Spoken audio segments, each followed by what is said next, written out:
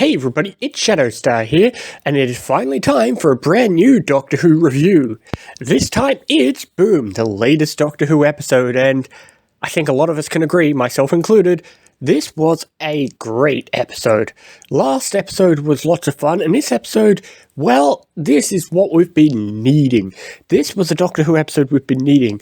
A lot of the episodes have been rather lighthearted. There was a tiny hint of seriousness in the previous episode, but this episode, while still having that Doctor Who charm, managed to get some more serious, grounded moments from our brand new Doctor, something we've been really needing. It's almost as if we've been missing Stephen Moffat, eh?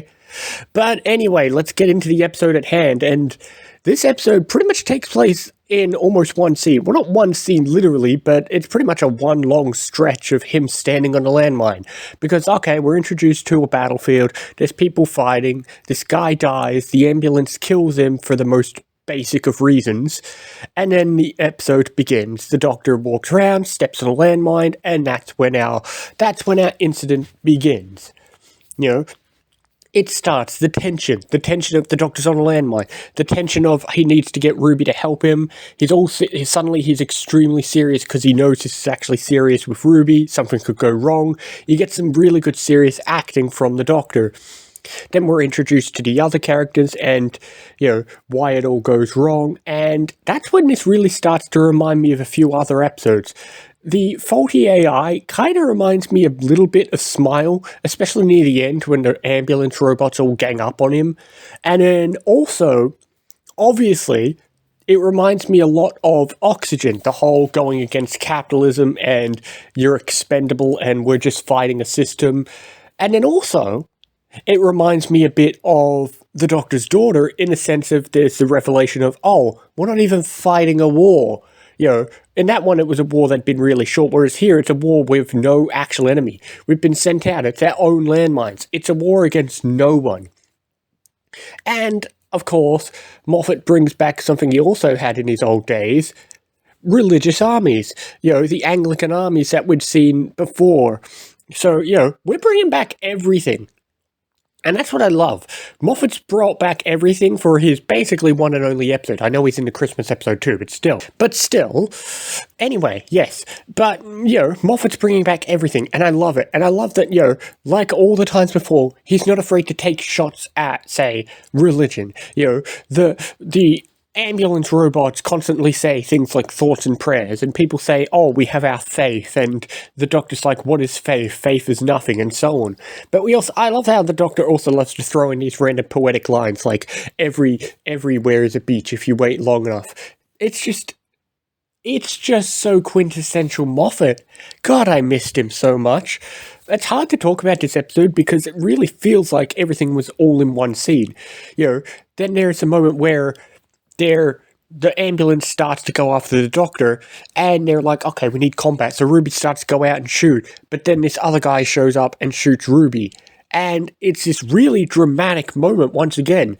You suddenly think, oh shit, now the Doctor's not going to be able to keep his calm, because obviously the landmine is all about staying calm, which the Doctor can do.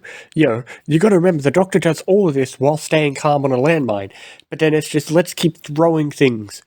First it's like, okay, Ruby has to hand him this thing. Then it's the girl might find out her dad is dead. Then it's Ruby is shot and presumably dead. It's just one bad thing after another. It's just the Doctor's worst day. And Ruby is almost basically dead, and the ambulance won't revive her. But still, yes, there's just so much serious moments, and yet the Doctor still gets to be joyful. When it's finally over, the Doctor is his joyful self. When it's finally over, the Doctor is his joyful self, but in the midst of it, he's his serious self, something we haven't seen too much of, and something I hope we get to see more of going forward. This is what we have been needing. This is what we have been needing. I like the idea that in the end, also, the bit at the end where he's like, just surrender. It also reminds me of Mummy on the Orient Express, where just saying you surrender stops the robot, stops the mummy.